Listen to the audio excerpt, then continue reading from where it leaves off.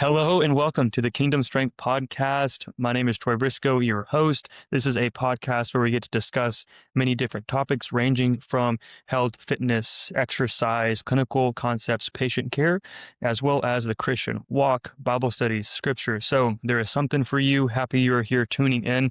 Today we have a special guest, Dr. Lydia Clanton. She is a functional neurologist, good friend of mine, and a follower of Jesus Christ. Lydia, we are happy you are on the show today. Thank you so much, Troy, for having me. I'm happy to be on the show. Heck yeah. Well, I am blessed you are here. Thank you for spending time today on the podcast. Can you tell the listeners a little bit about yourself?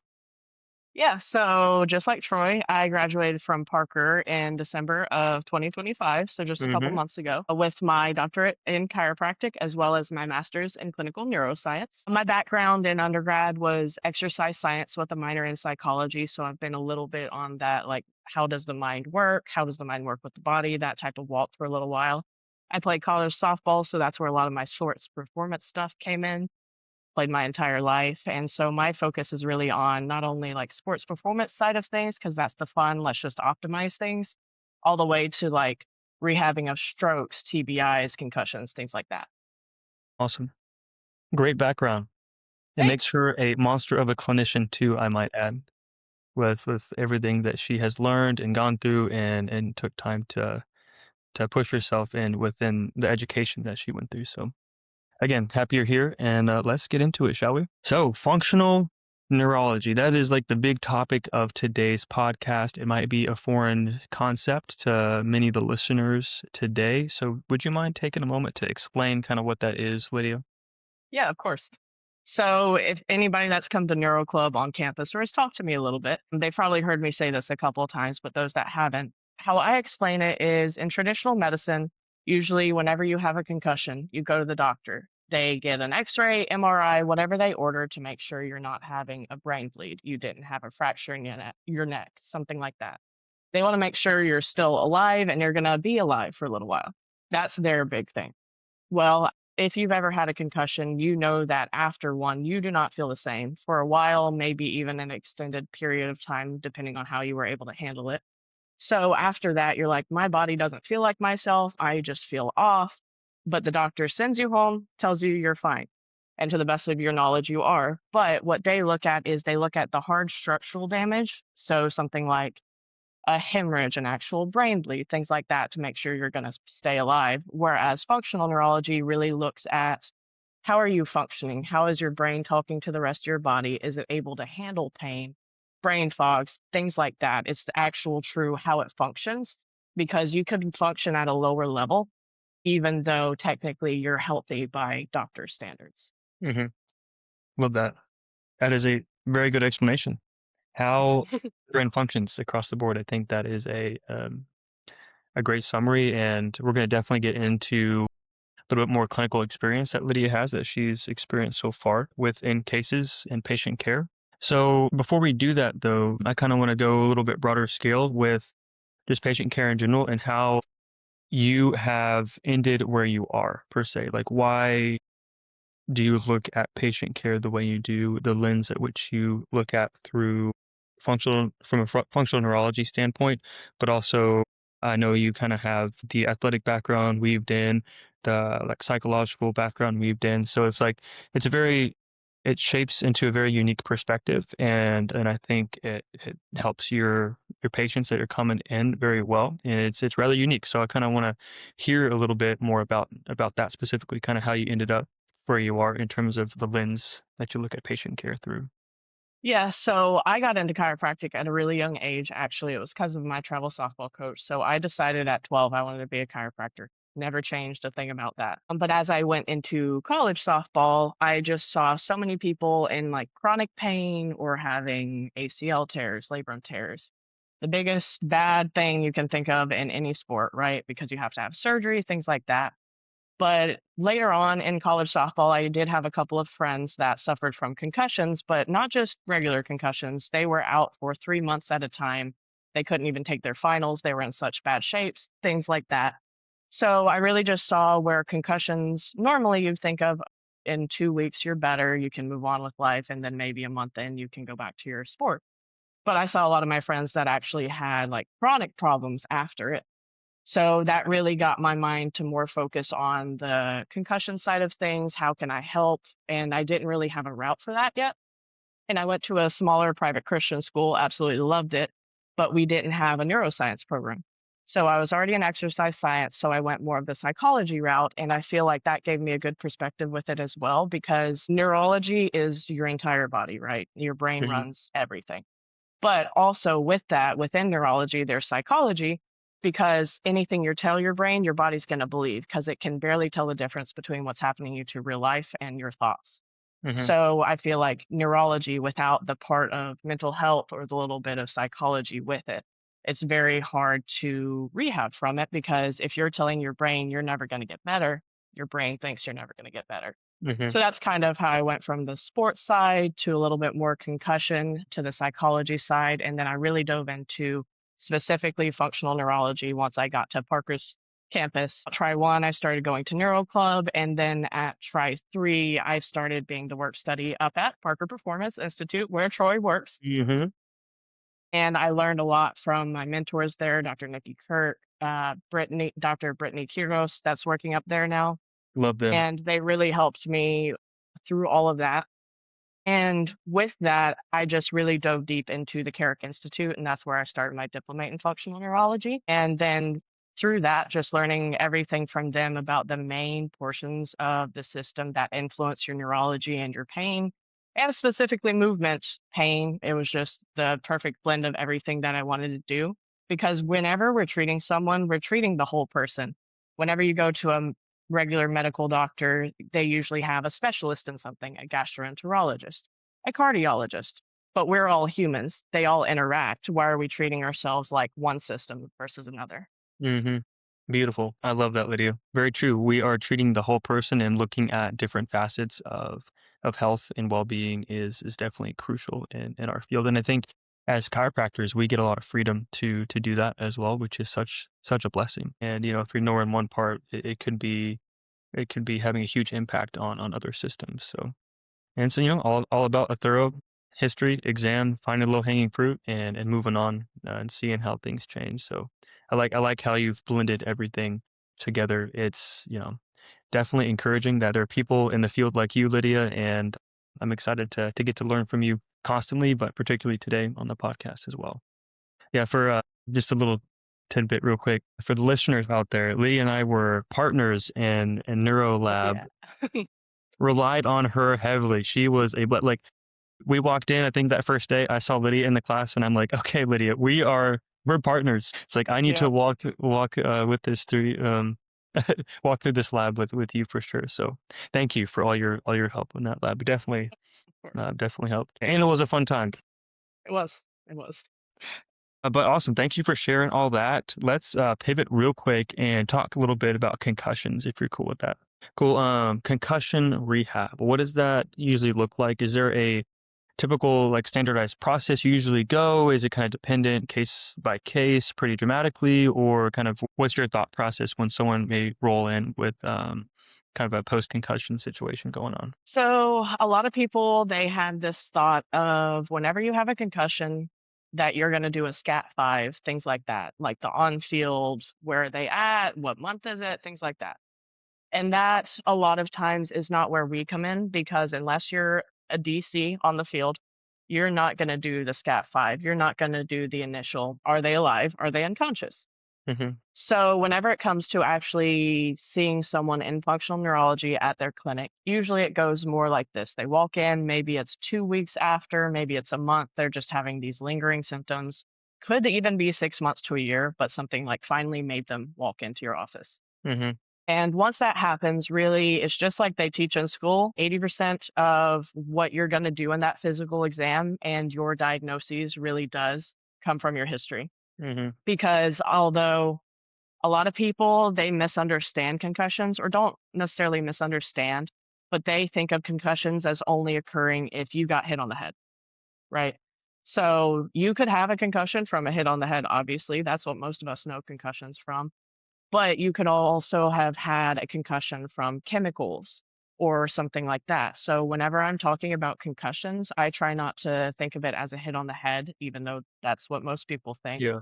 But really, what I describe a concussion as is like the metabolic cascade of symptoms and hormonal changes that happens after concussion, Okay.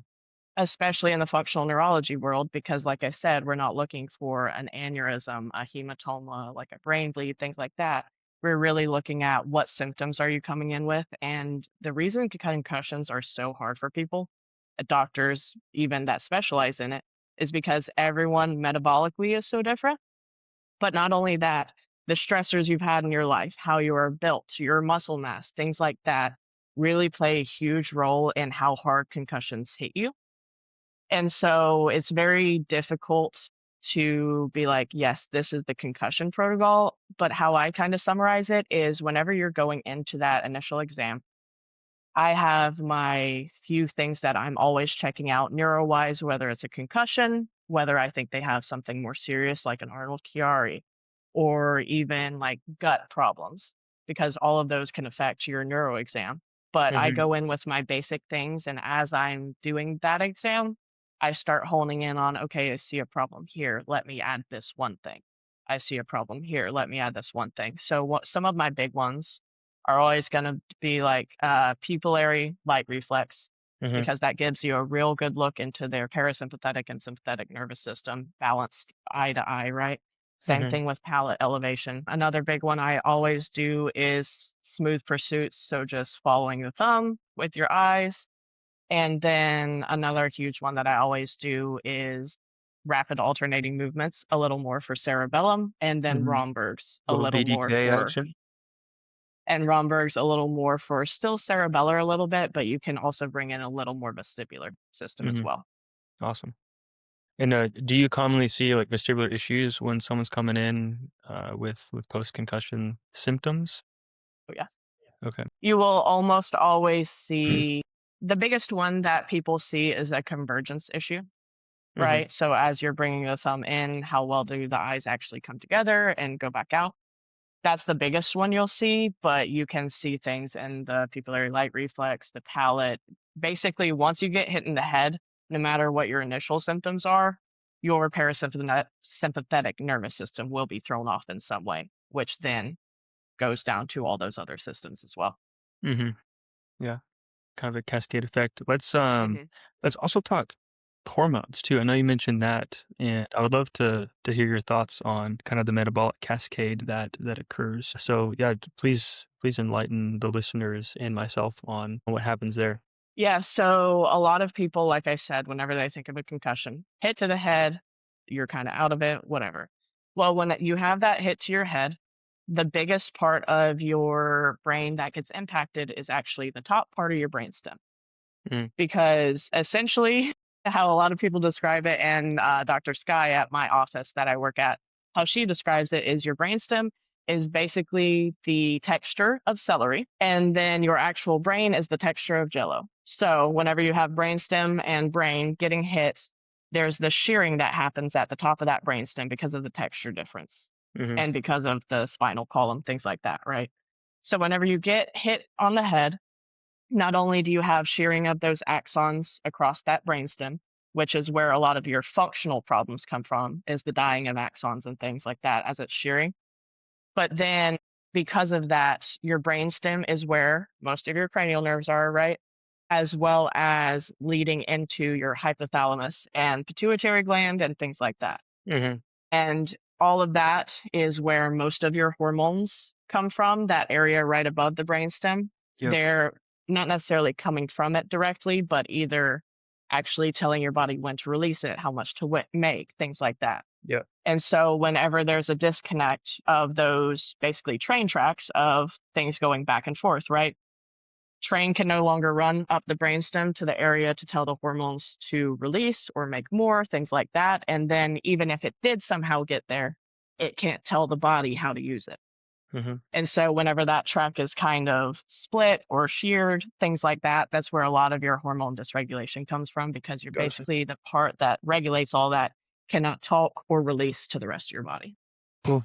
Yeah. Yeah, that makes perfect sense. So yeah, I can see where kind of the forces that may be applied with an impact or things like that could change person to person, and Mhm. the symptoms could vary based on that. I also have a question about that kind of difference in texture, kind of quote Mhm. unquote, or viscosity of different tissue, right? What about the like gray versus white matter example? Is there any sort of shearing or disruption of axons anywhere else in the brain, or is the main focus kind of on the brainstem? It can happen anywhere. Brainstem just usually gets hit hardest because most of the time when you have a concussion, in the general sense of the term, when you're getting hit, not necessarily chemical, usually that shearing is at the brainstem because of the large difference. Gotcha. But gray versus white matter and different parts of the brain can also be impacted. But whenever you are getting hit, let's say you were hit back of the head, right? You're going to come forward, and then what are you going to have? Whiplash. Hmm. So then that whiplash, what part of your brain is whiplashing? It's that brainstem. So it can happen anywhere. Brainstem just usually gets hardest, especially depending on if it's like chemical versus a true traumatic injury straight to the head. Cool. Yeah, that makes sense. And yeah, that's interesting. We have, you used to do work study at PPI, so the concussion cases coming in all the time. So it's been neat to get to be a part of that process and the history and examination when it comes to all that. So I think we covered the examination pretty good. Talk to me about still like concussion train. We'll get off that train here pretty soon, but when it comes to interventions, like what's kind of some common ones? I know it varies depending on what the findings are, Mhm. but anything classically like that you like to implement? Yes. So one of the big things that I feel like I do a lot, even in my little time that I've been out, that I've seen work really well with people, is I treat symptom management and actually the treatment of concussions or whatever I'm treating a little differently. Hmm. Because sometimes it really doesn't matter what the problem is that they come with, the diagnoses, but the patients that I see specifically are so light sensitive, sound sensitive, sensitive to anything in the world, basically, that sometimes you can only do one thing with that person before they're absolutely shot metabolically. Okay.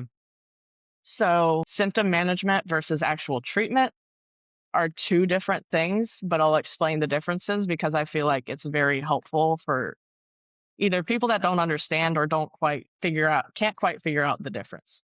So let's say the patient comes in. One of the main ones that I use for concussions would be either like RPSS or vagal nerve stimulation to kind of calm themselves down, right? Or calm their parasympathetic nervous system down.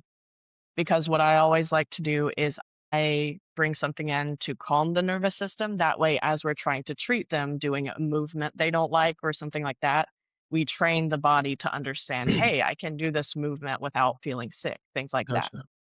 Because if you just keep doing something they're bad at, let's say it's eye movements, if you just make them do eye movements, you're going to do one, they're going to immediately have a headache, right? But if you can bring something in there to calm their body down as you're doing it, you might could get 3 or 4 out before they start getting symptomatic. Hmm. So one of the big ones that I do a lot with concussion specifically is either no-nos. So basically looking somewhere at the wall or at your thumb and just doing a slight head movement to the right and to the left. Again, it depends person to person because you could also do yes, yeses, depend on your findings. But with that, basically, you're doing a passive eye movement. Hmm. So if they struggle doing their eye movements to the right and left without moving their head right, it's very jumpy, saccadic, then you have them passively do it. You're basically rotating skull around eyes rather Hmm. than using eyes and those muscles that are struggling right now. It makes it a Gotcha. little easier for them. So that would be the actual treatment, depending on the findings. Obviously, I love no-nos because it's a lot less metabolically demanding. And Hmm. since with a concussion, we talked about that metabolic state being so low and that threshold. Another one that I love doing is complex movements, depending on the side of like the DDK with your rapid alternating movements. So a complex movement is just basically taking your arm out in front of you and you want every joint that you can moving. So from wrist to elbow to shoulder and making a big old figure eight with your arm. It's very low on the metabolic threshold, so it's very easy for them to do Yeah. metabolically. But someone after a concussion, they're going to struggle doing it at all. Mhm. You'll see that a lot. Those are my two big go-tos, especially if they can't do too much at once, which Okay. most of them can't. But then what I'll say on that symptom management wise is, let's say they had trouble doing no-nos, but they had trouble doing it to the right. That was harder for them for some reason, or they got dizzy. Yeah. Okay. So if you were trying to manage their symptoms and they were getting a headache from doing it to one side, but were fine the other, to treat their symptoms of getting that headache, you would do RPSS, vagal nerve stimulation, something like that to calm them down. But then you would actually have them do the movement that is easy for them. So if going right's hard, take that section out and have them do just to the left, because that should then activate that part of the brain that's trying to basically come down and calm them down. So Mhm. symptom management, you basically do the opposite of what you would do to try to treat them out of that fight or flight stage because you're trying to manage their symptoms. Even though it may not be helping you treat them in the long term, you're treating their symptoms for that moment, if that makes sense. Yeah. Yeah, that makes perfect sense. And I love those ideas too. And I definitely have seen cases where, for example, complex movements have it's so difficult Downhill. for people. So, you need to adapt, you need to shift, that's what part of being a Mhm. clinician is about. Yeah. But yeah, no, I love your explanation there and the thought process and kind of kinda bridging the gap a little bit, if we will, between kind of the functional neurology, viewing the whole person, and also more of like an MSK approach too. So Hmm. something, for the listeners out there, from the content I put out, things I've talked about, it's no surprise I come from more of a active care kind of MSK background when it comes to patient care. And something that, Dr. Kirk, my boss at PPI, has kind of encouraged me to do, which is pretty easy because I'm just a curious guy. I tend to be a bit of a nerd. So kind of bridging that gap between more the funk neuro side and the active care kind of multimodal MSK approach side, finding the similarities. And the beautiful thing is, no matter what technique or system you may be utilizing as a practitioner, if it has solid grounding, then the principles will apply across the Hmm. board, right? So that is something I've definitely seen, and I'm definitely practicing, trying to like take a step back, look at a lens from, like you said earlier, the whole person, and seeing where those concepts can apply. So certainly, so with the symptom management and the actual interventions, I definitely have a place in functionality, but also in the kind of the active care side of things too. With I like how you're talking about with layering in the stuff to kind of calm down the system if there's alarm state, and again, that weaves in the psychological approach we were talking about earlier too, with kind of decreasing the perceived threat and maybe giving them, even innately, just their system something that can calm them down. And the way I kind of view it within a MSK approach is desensitizing tissue in order to therefore go in after that's done, whether that's same visit or in subsequent visits, and going in to actually build the capacity of said tissue. But the way you're describing and utilizing is it's weaving it in and at the same time increasing the threshold for their ability to the movements and interventions right then and there. So I think that's quite fascinating and cool to get to play around with and see how people respond to.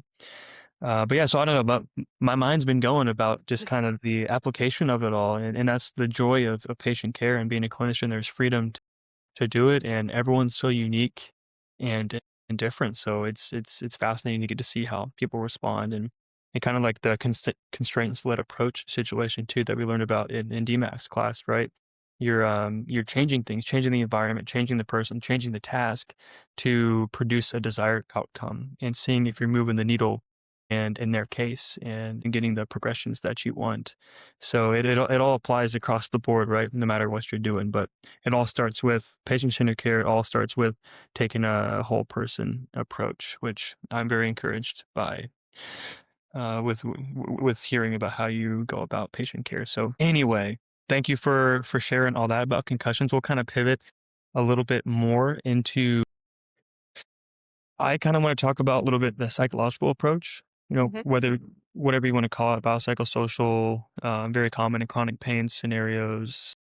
How does that kind of relate to the functional neurology side of things? I could imagine if someone's coming in with multiple concussions or repetitive injuries, or maybe they've been dealing with like dizziness for a long time or certain movements kind of flare them up.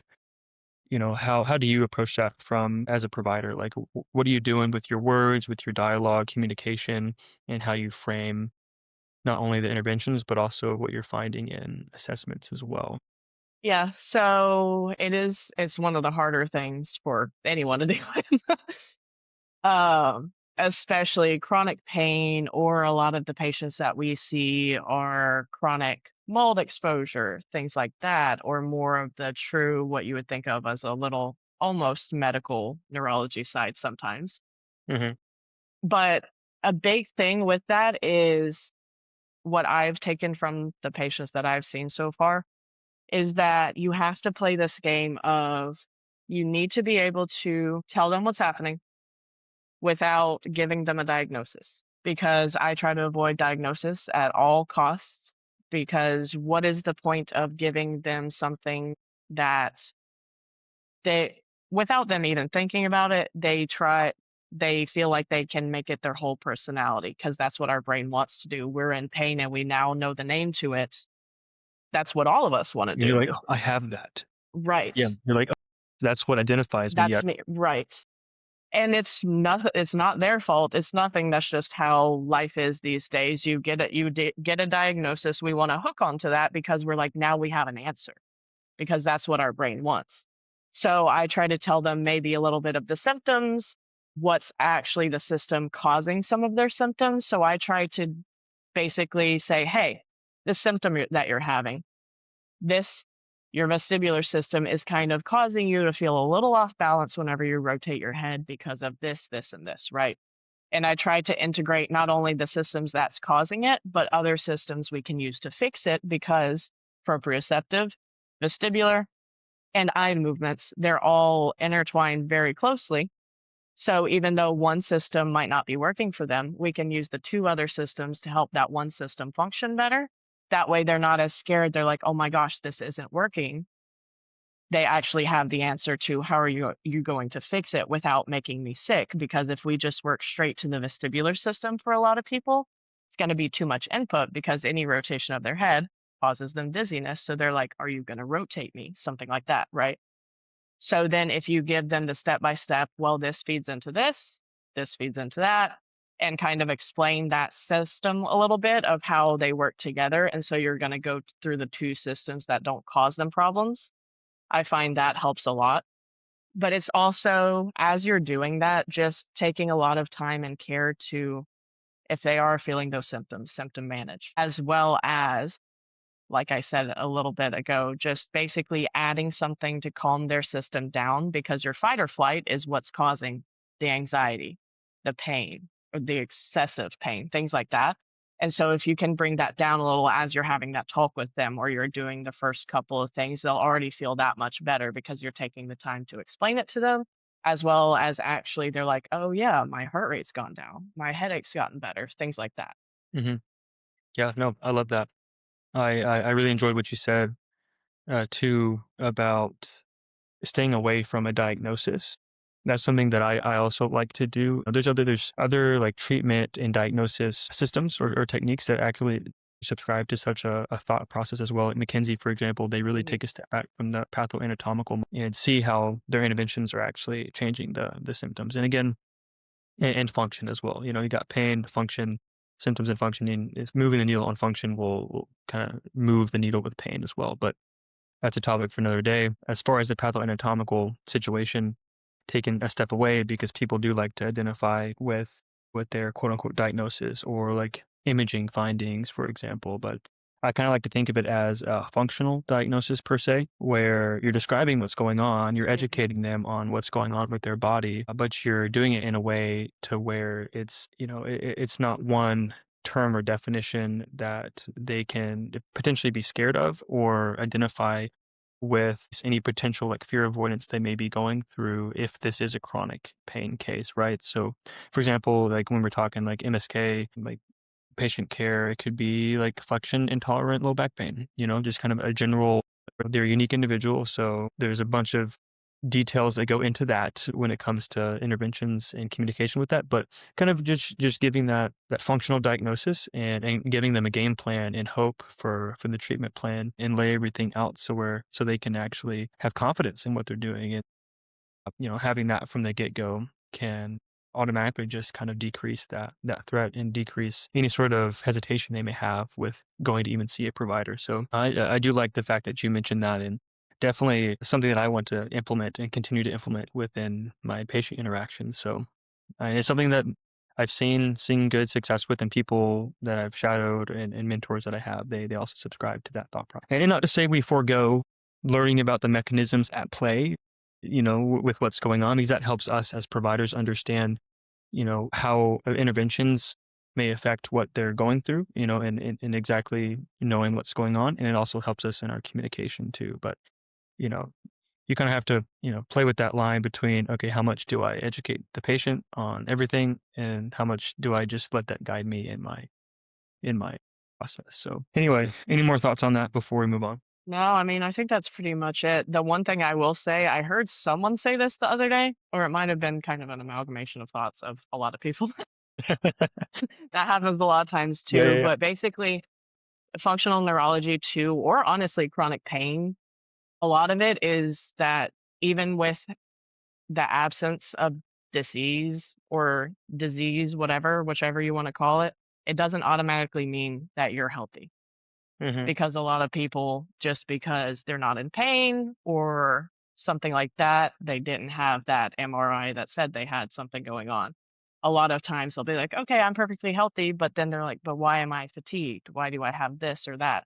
So just because there's not a pathology, a lot of times people will think they're healthy, which they might be relatively, but then they're still like, okay, then what's the answer to this problem that I'm having? Yeah, true. No, that's a very good point. Awesome. Well, hey, let's talk about cases or a case. If there's anything that has intrigued you in patient care, any particular case that seemed interesting to you or might be a good learning experience for those listening, is there anything that may come to mind? Oh, so many fun ones. I've had a lot of odd ones, but they're honestly sometimes so complex that I don't even know where to start with them. But one thing that I've seen help a wide range of patients and cases that I've done Hmm. is, and I think I'll kind of go into it a little bit more than just like a particular case, but the fact that it's helped so many people with so many different problems. Okay. So Dr. Ash, that actually came to the school a couple times, is the reason I've had so much success with this, actually. So all props to him. He made me think about, yeah, he made me think about certain pathways in the brain and how you treat them in such a concise way. And that completely changed things for me. Mm. But basically, there is a part of your brainstem called the pontomedullary reticular formation. So PMRF for short, I can hear Dr. Dishman's voice saying that just in right? my ear. But people on campus have probably been sick of hearing me say it. Y'all are sick of hearing me say it. But that's just how much it's changed so many different people with so many different symptoms that I was just mind blown, even though I've seen a lot, even in my little bit of time just from work study, working with different chiropractors. But I'll give some examples of some of the patients. We had a patient with vestibular issues. Okay. We had a patient that was basically chronic pain, anxiety, also some neurological brainstem stuff as well. So a whole lot of things. And then we also had a patient with PTSD, as well as there was another patient with more of like gut health problems. So like that's a wide variety of things. Yes. Quite wide variety, right? And so Dr. Ash, he came and spoke, and basically the little spark notes that he gave to all of us were that your cerebellum runs ipsilaterally on your body, right? So if you're doing rapid alternating movements and you see DDK on one side, that's the side of the cerebellum that's not working as well. But then that left cerebellum actually decussates across to your pontomedullary reticular formation on the other side. which then runs up to that hemisphere. So let's say you had a left cerebellar problem that runs over, you have a right PMRF and a right hemisphere, all downregulated, just not quite working like they should. We all have a little bit of imbalances, but they usually line up really well when someone has a lot of things going on. So then in your exam, you could look at you would see probably a dilated right pupil. You'd see a lower palate on that side. You could see facial tone a little less on that side. And then you see DDK on the left in a perfect world. Mhm. So once I started my internship, actually, I went in there and I saw a couple of patients where they were having all of these symptoms. Another thing you can look at is posture. So your pontomedullary reticular formation actually inhibits your flexors above T6 on that same side. Okay. So all of those words to mean basically right side of the upper portion of your brain is not working as well as it should, causing your right pec minor to be really tight. So you have more of an internally rotated right shoulder. You have a low right shoulder. And then below the level of T6, it's actually your extensors that are then tight. So then on that same side, your right leg, you'll see maybe external rotation of the foot. You might see a tight glute, things like that.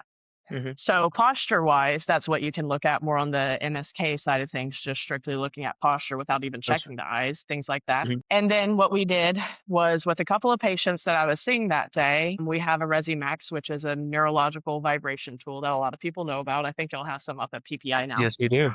But Use we it, had a like, every couple of day. them.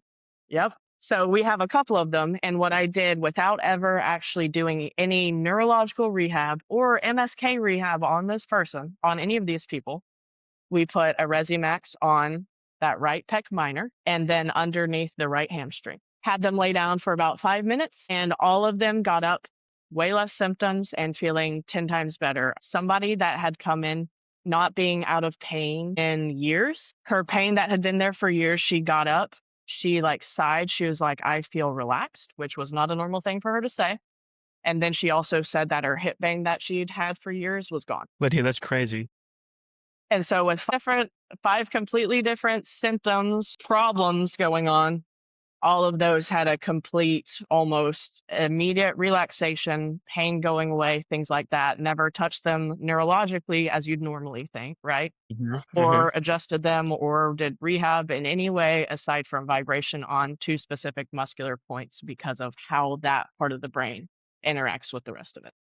So, how does that work exactly so vibration therapy on the muscles that are affected on that ipsilateral side? What's exactly happening there with the PMRF? Is there a lot of research out there about the mechanisms behind that, or how would you explain it to someone that maybe So, like, what the heck is going on with that? You know what I mean? right. So how I explain it, because when I first learned about the PMRF, it was from Carrick's brain-based adjusting course, actually. Okay. So the reason that brain-based adjusting is different than regular chiropractic adjustments isn't because we're not doing the same thing. We are. But rather than just looking for subluxations or things like that, what you're actually looking for is the neurological signs. So a tight pec minor. And then you'd adjust that tight pec minor with a quick stretch of the muscle to decrease that tone and then upregulate that part of the brain. But because I was just an intern at this point and these weren't my patients yet, I was like, well, let's try this without us adjusting them. And so my thought process behind it was, well, if we're not quick stretching these, which we do these days, because we've gotten to where we're doing a lot of brain-based adjusting and things like that, but some people can't take that adjustment or they're a little more scared of it. So this is Hmm. a easier and less invasive way if there's some of those patients. Gotcha. But the quick stretch of the muscle is how it kind of deactivates if we have too much tone there. Gotcha. So let's say you did a rib adjustment or a clavicle on me, on my right side, right?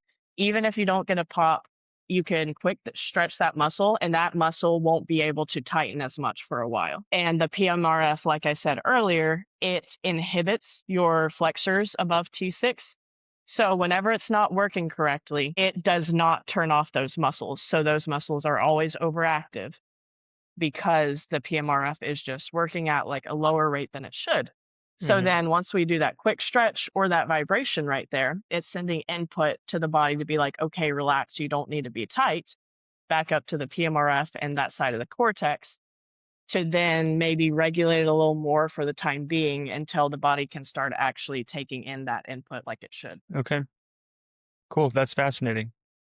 So when it comes to the, obviously you're talking about the vibration, like the, Resimax or whatever vibration Mhm. tool you may have, and adjustment, providing a quick stretch, which with the HVLA thrust. Could you also do, if it's about a fair input, could you also do like manual therapy or even just Mhm. like, like a quick stretch in another fashion that isn't with an adjustment? Yes. So I do a lot of depending on the patients because like I said, if they are in chronic pain, a lot of times you'll notice trigger points and things like that. Hmm. But depending on the patient too, you'll start seeing this pattern of, okay, I saw the dilated pupil. And then you're like, let me touch your pec minor or whatever. And then you notice you're like, wow, that literally feels like a rope. Let's work on that. Right. So yeah, I do soft tissue with it a lot. It just basically goes patient by patient, what they like, what they don't like, and what I think would calm their system the best. Hmm. Because the thing is, the soft tissue does give that input to the brain. But if we don't pair it with something else, we could do soft tissue till the cows come home on that pec minor. And then the brain is going to tighten it back up because we didn't fully get to the brain. Hmm. So once you do that soft tissue or something like that, you need to pair it with something a little stronger Hmm. because our body's more used to soft tissue than other things that we encounter day to day that we do at the clinic, if that makes sense. Yeah. So, for example, I'd love to, I'm going to ask you kind of what you do for that. But for example, when I'm dealing with, hypertonic tissue or trigger points, whatever you want to call it, there's a lot of debate on what trigger points are these days. And maybe we can indulge in that conversation some other time. I'm quite uh, fascinated by it and a bit of a nerd when it comes to that. But, anyways, when it comes to kind of hypertonic tissue, right? Doing that soft tissue work or whatever it may be, adjusting soft tissue. How I'd like to go about it is actually introduce load, Hmm. which is, a heavier stimulus, right? And it's actually promoting neuromuscular control. So, say it is a hypertonic tissue, I like good eccentric Hmm. loading. And again, this is helping with like range of motion. This is helping with function. This is helping with like motor coordination, right? So, and from an MSK active care perspective, kind of side of things where I come from, introducing that load helps bridge that functional gap and therefore, make strides in the overall function of that system, that individual as time goes on, right? So, I will also not just leave it at manual work. It's definitely good to start with, but then ending with more of that full range of motion, eccentric loading, like stability work, motor control, whatever the issue may be, but providing a higher threshold stimulus to perhaps make a higher impact on like we're talking about the brain, the neuromuscular system to hold whatever we're working on, right, to have bigger bang for our buck and not just waste our time laying on the table rubbing the boo-boo and doing all that jazz, right? So that's kind of where my mind goes. Is Hmm. that kind of what you're thinking, or kind of what interventions do you like to use to quote unquote like click save on the document, or really ingrain that in? Yeah, so I would say I love loading the tissue, especially if I do have more of an athlete or someone like that come in. If Hmm. it's more of the neuro, like they are having a chronic problem, or you can tell they're really in pain, something like that, I stay a little more away from that just because they're already so scared of loading it and things. That I would do manual, Resimax, something like that, and then a lot of times I'll just take them into the neuro room and either have them do motion guidance for Okay. whichever cerebellar was the problem, or a little more of like foam pad work, eye movements, things like that. Hmm. So going first into the muscular side of things to start almost priming the brain for it, releasing those muscles, giving them a little bit of that, maybe adjusting them while they're in the neuro room, and then going for motion guidance, eye movement, something like that. So you're going more top down at that point after you've already gone a little more like bottom up. Gotcha. Mhm. No, I like that. I like that because the load of the tissue is still bottom up. So it would be still be a benefit even if you are loading in a patient that can do that. It's still wise to go back to the brain specific interventions. So yeah, no, I like that. It's just again, and the world I come from, we weren't doing any of that kind of Right. brain-based stuff unless it was a vestibular case, like, for example, Mhm. SFMA has a breakout for the vestibular system. So that's the only little window that I had with the bridging the gap between the two worlds, the colliding of those two kind of thought processes, right? But yeah, no, there's definitely so much integration there, and the sky is truly the limit, and it really gets me jazzed up and excited about like what we get to do with patients, and how we get to have multiple different systems to have best outcomes for the individual, decreasing their symptoms and increasing their function.